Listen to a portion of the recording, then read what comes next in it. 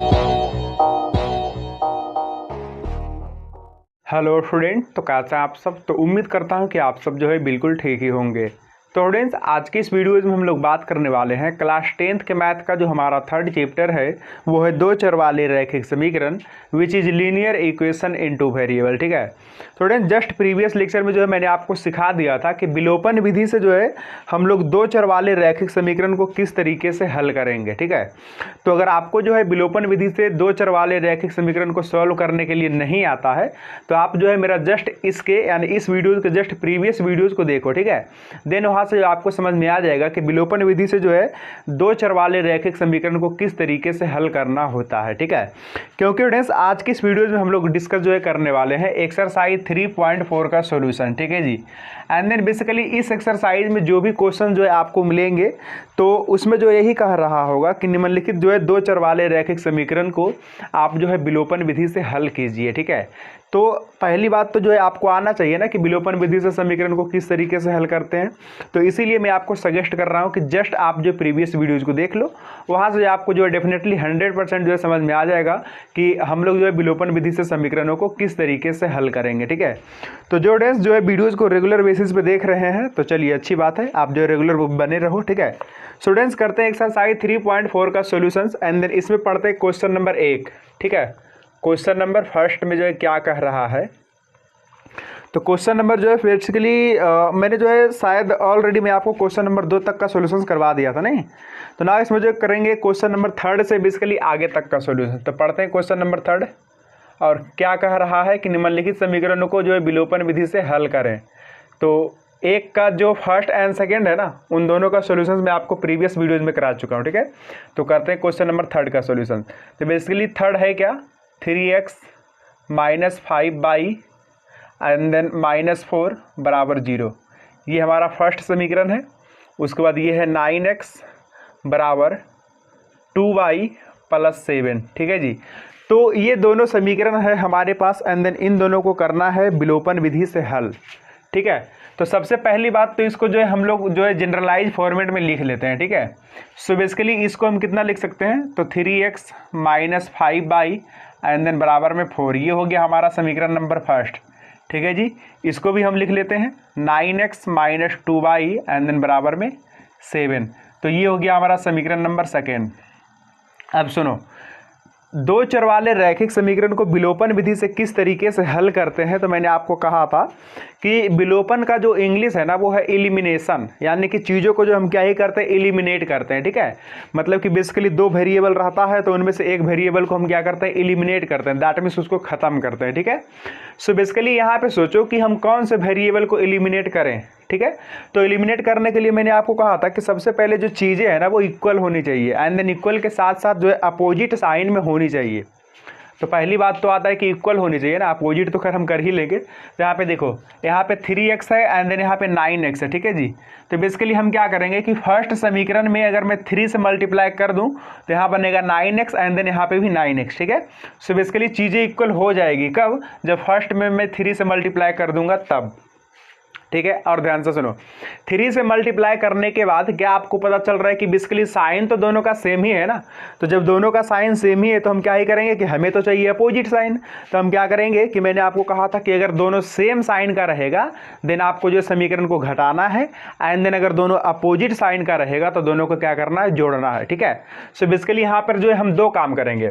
First समीकरण में से पहली बात तो हम जो है 3 का मल्टीप्लाई करेंगे। फर्स्ट समीकरण में हम कितना मल्टीप्लाई करेंगे, 3 का मल्टीप्लाई करेंगे एंड देन इसको घटा देंगे। क्यों, क्योंकि दोनों का देखो ना साइन सेम है। ठीक है जी, तो घटा देंगे सेकेंड समीकरण के साथ। ठीक है, चलिए तो इस काम को हम करते हैं। फर्स्ट समीकरण में 3 मल्टीप्लाई करो तो ये हो जाएगा 9x - 15y एंड देन बराबर 12 है ना, क्योंकि LHS और RHS दोनों साइड में आपको गुना करना है। नीचे में कुछ करना नहीं है, बस एज इट इज जो है समीकरण सेकेंड को लिख दो। तो 9x - 2y एंड देन बराबर कितना, 7। और मैंने आपको कहा था कि जब भी हम माइनस से जो है मल्टीप्लाई कर रहे होंगे, मतलब माइनस जो है समीकरण को कर रहे होंगे, तो उस केसेस में क्या करना है कि हमें जो है साइन को अल्टीमेटली सबका जो है साइन क्या करना है, चेंज कर देना है। तो ये देखो, प्लस में इसको कर देंगे माइनस, ये माइनस में इसको कर देंगे प्लस एंड देन ये प्लस है तो इसको कर देंगे माइनस। ठीक है, सो बेसिकली ये जो है अपने आप कट जाएगा और 2/, में से देखो 15/, जाएगा तो कितना बच जाएगा, तो माइनस का 13/, 13/, ठीक है जी। ना इधर आ जाओ, 12 में से 7 जाएगा तो कितना बचेगा, 5 बचेगा ना, ठीक है।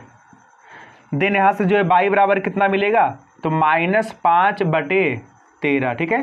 तो ये हमारा बाई बराबर समथिंग है, ठीक है। उसके बाद जो यहाँ से हम क्या ही करते हैं, बोलो सब। इसके बाद हम क्या करते हैं कि बाई बराबर या तो एक्स बराबर जो भी वैल्यू मिले, इन वैल्यूज को हम क्या करते हैं, दोनों में से किसी एक समीकरण में डालना होता है, ठीक है। तो आप जो है क्या ही करना, फर्स्ट में या तो सेकेंड में जो इस बाई बराबर समथिंग को डाल देना, देन आपको जो है क्या मिलेगा, तो एक्स बराबर वैल्यू मिलेगा, हो जाएगा ना सबसे। चलो, तो फिलहाल इस क्वेश्चन को यहीं तक रहने देते हैं, ठीक है। ये आपका होमवर्क है कि आप जो है इन समीकरण में से x का जो वैल्यू फाइंड करके जो कमेंट में लिखो, कितना होता है ये चीज़ जो है आप कमेंट करना, ठीक है। चलिए, तो नाउडेज करते हैं क्वेश्चन नंबर फर्स्ट का 4 का सॉल्यूशन, ठीक है। ये हमारा क्वेश्चन नंबर फर्स्ट का जो है 3rd था, ठीक है। तो देखते हैं क्वेश्चन नंबर 4। तो क्वेश्चन नंबर 4 जो है ना, वो भी काफ़ी सिंपल क्वेश्चन है, ठीक है। तो सबसे पहले जो है मैं यहाँ पे लिख देता हूँ क्वेश्चन नंबर 4, एंड देन इसको जो है हम मिटाएंगे। क्वेश्चन नंबर 4 में कितना है, देखो ध्यान से, x/2 and then plus 2y/3 बराबर -1, एंड देन उसके बाद दूसरा समीकरण है x - y/3 और बराबर कितना 3, ठीक है जी। तो बेसिकली अब आप सोचो कि इन दोनों समीकरण में जब हमें क्या करना है, विलोपन विधि से हल करना है, तो बेसिकली चीज़ों को एलिमिनेट करना है, ठीक है। तो अब बताओ कि इसमें से जो हम कौन से, यानी कि किन वेरिएबल को जो एलिमिनेट करें, किनको जो एलिमिनेट करने पे जो हमें सुविधा होगा, ठीक है। सो बेसिकली मेरा सजेस्ट है ना कि आप जो बाई वाला को एलिमिनेट करो। क्यों? क्योंकि वैसे भी ये दोनों अपोजिट साइड में है, बट ये चीज़ें हालांकि इक्वल नहीं है, ये जो खैर सबको दिख रहा है, तो इक्वल नहीं है, तो बेसिकली इक्वल हो जाएगा ना। इसमें क्या करो कि सेकेंड में जो है आप 2 से जो है मल्टीप्लाई कर लो, ये रहा हमारा फर्स्ट एंड देन ये रहा सेकेंड, ठीक है। तो सेकेंड में हम क्या ही करेंगे कि 2 से मल्टीप्लाई कर लेंगे, ठीक है। तो यहाँ पे हो जाएगा 2y/3, और ये तो 2y/3 है ही, और ये प्लस एंड देन ये माइनस, तो फायदा ही है ना। सो बेसिकली दोनों जो है अपोजिट साइड में, इसलिए क्या करेंगे, दोनों समीकरण को जोड़ देंगे, ठीक है। तो चलो देखो ध्यान से, यहाँ से हम क्या करेंगे कि फर्स्ट में तो कुछ भी नहीं करना है, बेसिकली यहाँ पे जोड़ना है किसके साथ, तो सेकेंड में कितना गुना करने के बाद, तो 2 गुना करने के बाद। ये चीज़ सबको पकड़ में आ रहा है ना, ये चीज़ हमेशा सबको समझ में आना चाहिए, ठीक है। चलो, तो बेसिकली फर्स्ट में तो जो मुझे कुछ करना भी नहीं है, तो फर्स्ट को एज इट इज हम लिख देते हैं, x/2 plus 2y/3 and then बराबर कितना, तो -1। सेकेंड में 2 का जो है मल्टीप्लाई करना है, तो कर देते हैं, तो बनेगा 2x - 2y/3 एंड देन बराबर कितना 6। यहाँ पे हम कर रहे हैं प्लस, तो साइन किसी का भी चेंज नहीं करेंगे, ठीक है। चलो, सो बेसिकली ये देखो, ये दोनों कैंसिल हो जाएगा ना, बचेगा यहाँ पे कितना, x/2 and then plus 2x और बराबर कितना, तो 6 - 1, ठीक है। और देखो इसका एलसीएम वगैरह ले लो, तो 2 दूनी 4 और 1 5x/2 एंड देन बराबर कितना, तो 5, ठीक है। सो बेसिकली इसके बटा में तो 1 लिख ही सकते हैं ना, तो 5 से 5 हो जाएगा कैंसिल। देन यहाँ से जो x बराबर कितना मिलेगा, तो तिरछा तिरछी जो है मल्टीप्लाई कर लो, तो 2 चल जाएगा इधर, तो x बराबर कितना हो जाएगा 2, ठीक है जी। नाउ इस x बराबर वैल्यू को जो आप कोई भी समीकरण में डाल दो, देन जो है आपको y बराबर मिल जाएगा, ठीक है। काफ़ी सिंपल सी कहानी है। x बराबर समथिंग को जो आप किसी समीकरण में तो डाल ही सकते हो ना, दोनों में से किसी में डाल दो, आपको जो y बराबर मिल जाएगा, ठीक है। तो क्या आप जो है यहाँ के बाद y बराबर समथिंग जो है निकाल सकते हो ना, कमेंट में लिखो, सबके सब स्टूडेंट्स, हो जाएगा ना। तो जो भी y बराबर वैल्यू आता है वो जो है हमें कमेंट करके बताओ कि कितना आता है, ठीक है। तो चलिए, ये रहा हमारा स्टूडेंट्स क्वेश्चन नंबर 1 का जो है 4 का सॉल्यूशन, ठीक है। नाउ करते हैं क्वेश्चन नंबर 2 का सॉल्यूशन, ठीक है। सो बेसिकली 2 नंबर जो क्वेश्चन है ना, वो शब्द में लिखा हुआ है, ठीक है। तो हालांकि शब्द वाला में जो है क्वेश्चन मैंने आपको बताया है, ठीक है, और बेसिकली भिन्न वाला क्वेश्चन है, मतलब अंश और हर वाला क्वेश्चन है, ठीक है। तो इस तरीके का तो खैर क्वेश्चन मैंने आपको बताया है, और उसमें जो मैंने आपको कहा था कि जब भी भिन्न वाला क्वेश्चन रहेगा ना, तो सबसे पहले आप क्या करो कि मान लो भिन्न बराबर x/y, ठीक है। ये चीज़ मैंने आपको जो है कहा था। तो क्वेश्चन नंबर 2 हम पढ़ते हैं एंड देन करते हैं इसका सॉल्यूशन, ठीक है। तो 2 का पहला क्या कह रहा है क्वेश्चन नंबर 2 में, बेसिकली कि निम्न समस्याओं में रैखिक समीकरण के युग्म बनाइए। मतलब जो बेसिकली शब्द में लिखा हुआ है ना, उसको क्या करना है, पढ़ करके रैखिक समीकरण के युग्म मतलब जोड़ा, ठीक है, मतलब 2 चर वाले रैखिक समीकरण का जो है आपको जोड़ा तैयार करना है। उसके बाद जो उनके हल यदि उनका अस्तित्व है, मतलब अगर उसका जो है हल पॉसिबल है, तो जो है आप जो है विलोपन विधि से हल ज्ञात करें। ठीक है, मतलब बेसिकली आपको जो उसका सॉल्यूशन है ना वो विलोपन विधि से ही ज्ञात करना है। ठीक है, तो पढ़ते हैं क्वेश्चन नंबर 2 का फर्स्ट क्या कह रहा है कि यदि हम अंश में 1 जोड़ दें तथा हर में से 1 घटा दें तो भिन्न 1 में बदल जाता है। भिन्न 1 में बदल जाता है कहने का मतलब कि भिन्न जो है ना वो 1 हो जाता है। ठीक है, एंड देन आगे पढ़ते हैं कि यदि हर में 1 जोड़ दें, अब देखो बेसिकली उसने कहा है हर में अगर हम 1 जोड़ दें, तो बेसिकली यहाँ के बाद देखो कि क्वेश्चन में जो थोड़ा सा उसने चालाकी करा है, उसने अभी जो है कहा है कि सिर्फ हम हर में 1 जोड़ दें, बट उसने ये नहीं कहा कि अंश में हम कितना जोड़ें या कितना घटाएं। तो बेसिकली जब अंश में उन्होंने कुछ करा ही नहीं, तो अंश को जो एज इट इज हम वही रहने देंगे जो पहले से हम मानेंगे। ठीक है, तो उसके बाद जो है कितना हो जाता है, तो वह जो है 1/2 हो जाता है। क्या? भिन्न। भिन्न कितना हो जाता है? 1/2। तो उसके बाद जो उसने पूछा है कि वह भिन्न क्या है। ठीक है, तो मैंने तो आपको ऑलरेडी कहा था कि जब भी भिन्न वाला क्वेश्चन रहेगा तो मान लेना कि भिन्न बराबर कितना है x/y। तो यहाँ से हम लिख लेते हैं कि माना कि भिन्न बराबर x/y। ठीक है, एंड देन यहाँ से आपको क्लियरिटीज जो है हो रही होगी कि x जो है ना ये हमारा अंश है, एंड देन ये y जो है ना ये हमारा क्या है, तो ये y जो है हमारा हर है। ठीक है जी, चलो अब ध्यान से सुनो। उसने कहा है कि यदि हम अंश में 1 जोड़ दें, देखो ध्यान से देखो, तो बेसिकली यहाँ पे मैं लिख देता हूँ प्रश्नानुसार अंश। तो अब जो है अंश कितना होने वाला है, तो पहले से 1 ज़्यादा। सो बेसिकली पहले x था, तब होने वाला है x+1। ठीक है जी, एंड देन हर में से 1 घटा दें, तो मतलब हर कितना होने वाला है, तो पहले हर था y, तो 1 घटाएंगे तो y-1। ठीक है, चलो तो वो कह रहा है कि भिन्न जो है ना वो 1 में बदल जाता है। दैट मीन्स कहने का मतलब है कि वो जो 1 हो जाता है। ठीक है, सो बेसिकली भिन्न ना, तो भिन्न को हम कैसे लिखेंगे? अंश बटे हर, that means x+1 and then बटे y-1। ये है हमारा भिन्न। ये क्या है? भिन्न है। तो बट जब हमने अंश में 1 जोड़ा एंड देन हर में 1 घटाया, तो बेसिकली इसके बाद जो भिन्न है वो होता है कितना, तो उसने कहा है कि 1 के बराबर हो जाता है। यानी कि ये जो अंश बटे हर हमने लिखा है ना, एक्चुअल में क्या ये भिन्न है, और भिन्न कितना के बराबर है? 1 के बराबर। तो हमने जो है कर दिया बराबर। क्लियर है सबको? चलो तो इसको जो है जैसे ही आप सॉल्व करोगे, यानी तिरछा तिरछी गुना करोगे, तो आपको जो एक समीकरण मिलेगा। ठीक है, तो करते हैं इसको सॉल्व। तो तिरछा तिरछी गुना कर लेते हैं, तो x+1 बराबर कितना? y-1। तो आगे बढ़ेंगे तो कितना हो जाएगा? x - y, एंड देन इस +1 को इस साइड ले जाओ तो कितना हो जाएगा? -2। ठीक है, तो ये रहा बेसिकली आपके पास फर्स्ट समीकरण। ठीक है, चलिए इसी तरीके से अगला जो है पढ़ने के बाद आपको एक अगेन दोबारा जो है दूसरा समीकरण मिलेगा।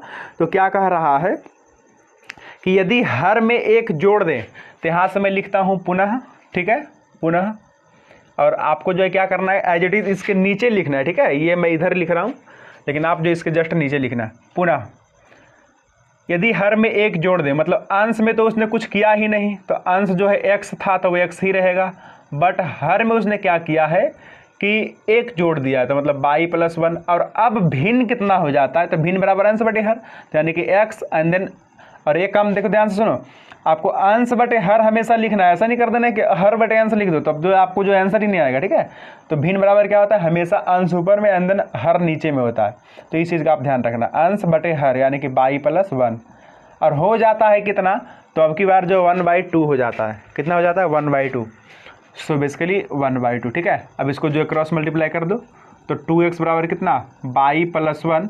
देन यहाँ से जो है कितना मिलेगा? तो 2x - y बराबर 1। ठीक है, तो ये रहा आपका दूसरा समीकरण। ठीक है जी, इन दोनों समीकरण को आपको क्या करना है कि प्रतिस्थापन विधि से जो है हल कर लेना है। ठीक है, तो आप जो है सब एविडेंस मुझे कमेंट में करो कि क्या आप इन दोनों समीकरण को प्रतिस्थापन विधि से हल कर सकते हैं कि नहीं।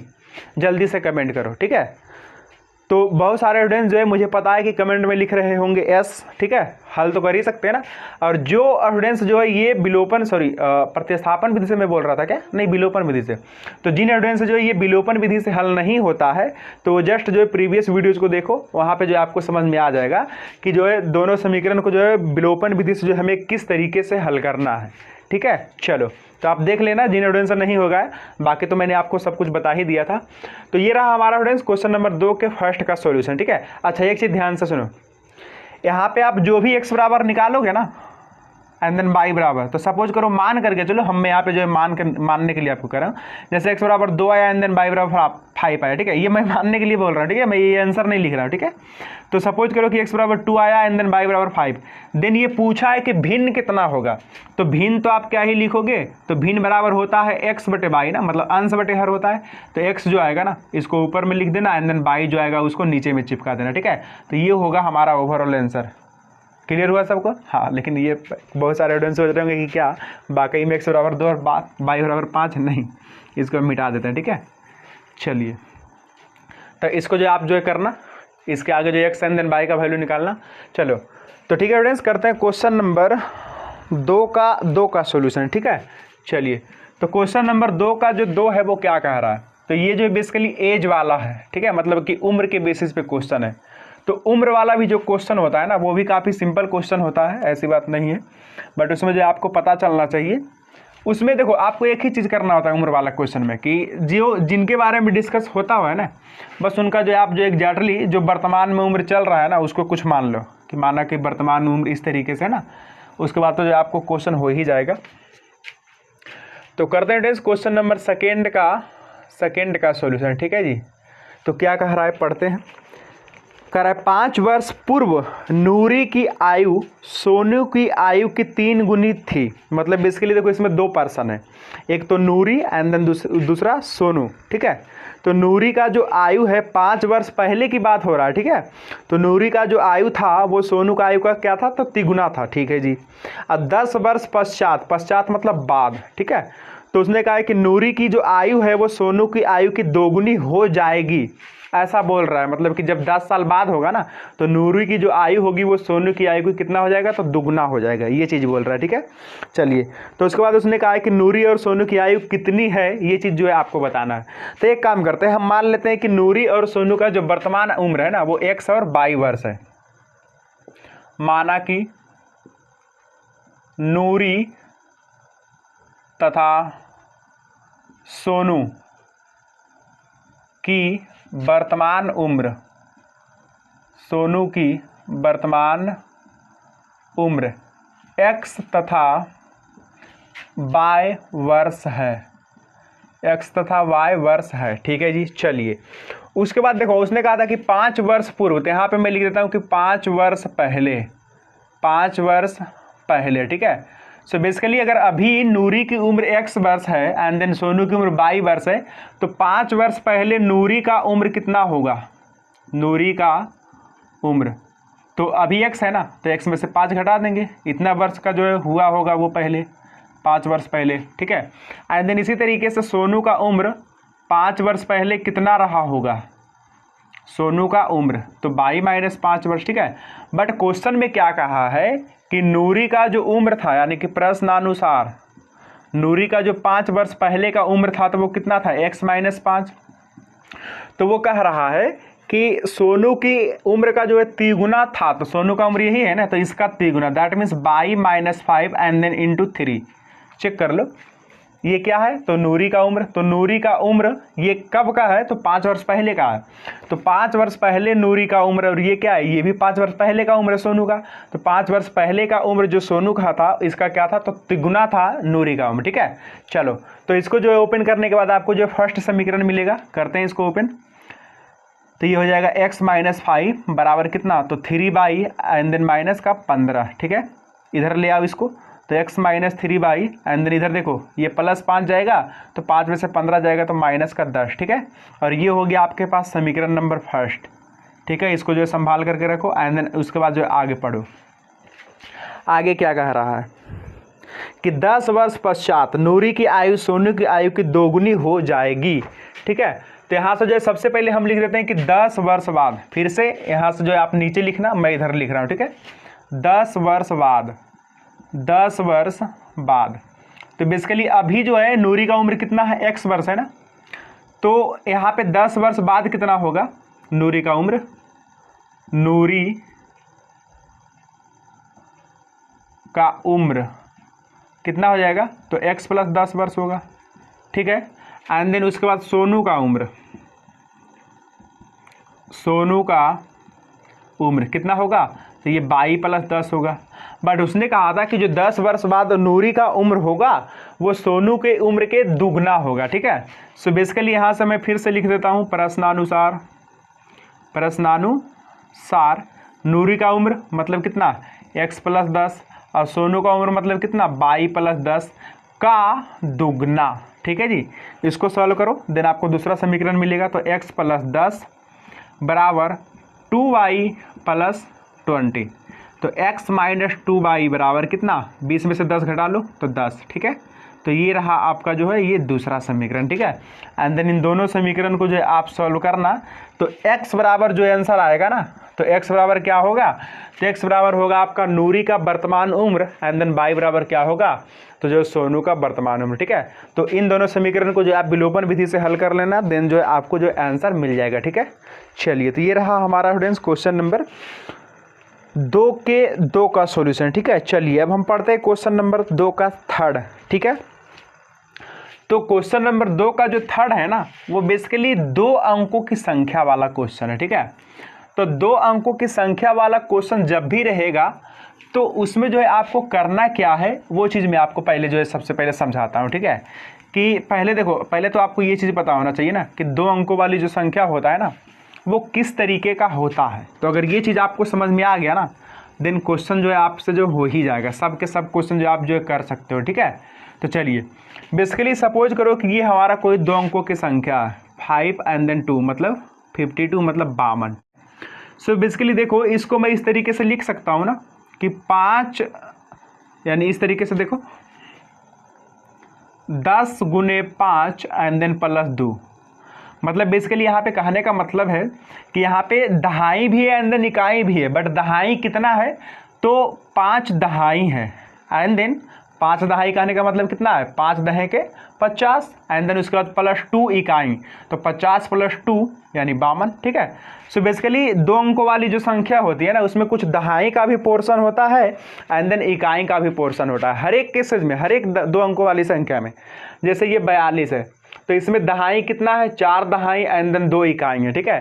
तो इसको जो आप कितना लिख सकते हो, 40 1 सेकेंड 10 गुने 4 एंड देन प्लस 2, मतलब 4 दहाई 2 इकाई, ठीक है। सो बेसिकली जितना भी 2 अंकों वाली संख्या होता है ना, उसमें कुछ दहाई का पोर्शन होता है एंड देन कुछ इकाई का पोर्शन होता है, ठीक है।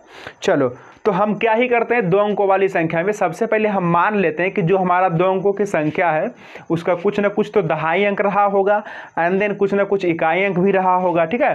तो इसी तरीके से जो हम मान करके चलते हैं। तो सबसे पहले देखो, करते हैं क्वेश्चन नंबर 2 के थर्ड का सोल्यूशन, ठीक है। तो 2 के थर्ड का सॉल्यूशन करने से पहले आपको ये चीज हमेशा लिखना है जो मैं यहाँ पे लिख रहा हूं, ठीक है। माना कि 2 अंकों की संख्या का इकाई अंक 22 तथा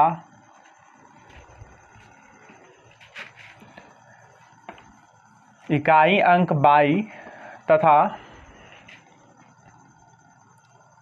दहाई अंक x है, ठीक है। सो बेसिकली संख्या कितना बनेगा, ठीक है, संख्या कितना बनेगा, एक पहले ध्यान से सुनो।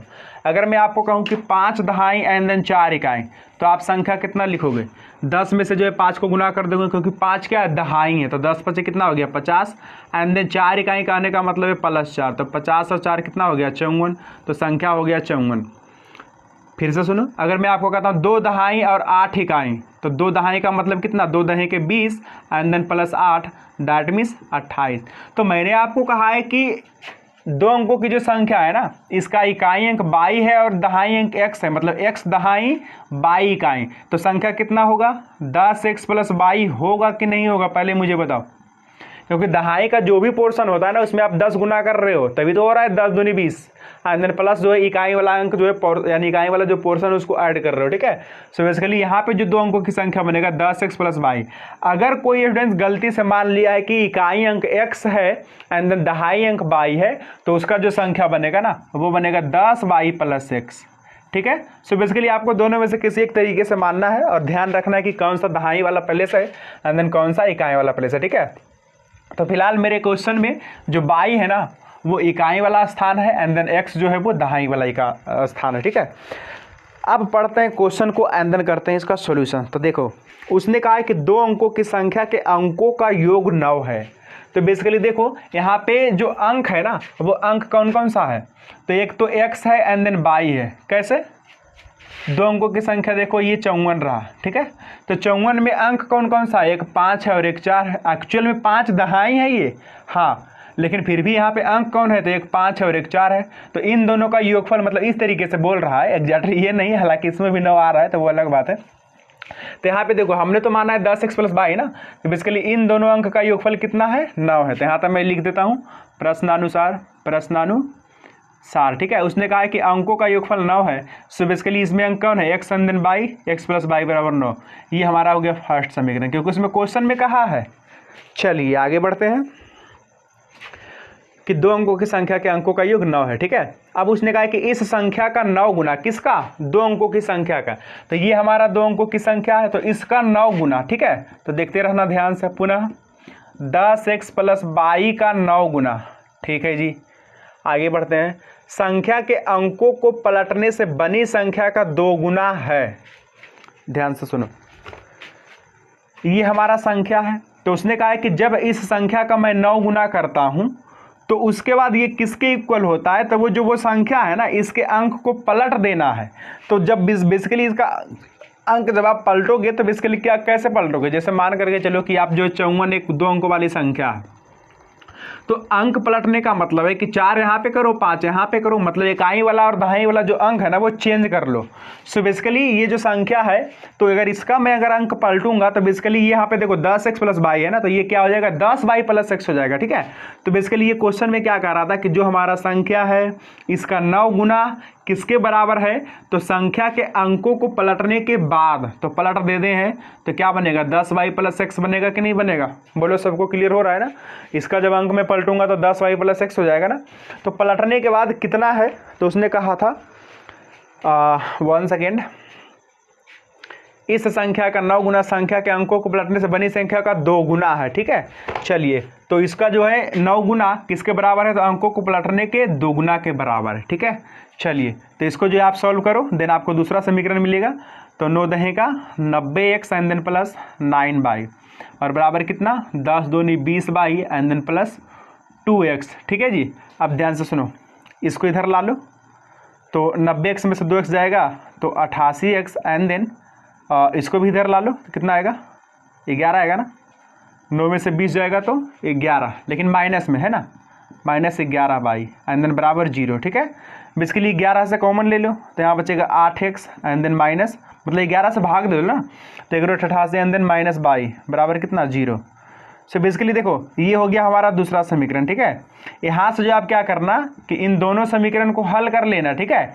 इन दोनों समीकरण को हल करने के बाद, चलो मैं आंसर निकाल ही देता हूँ, और इसको जो है हल किस तरीके से करना है, तो देखो प्रतिस्थापन विधि से ही तो करना है।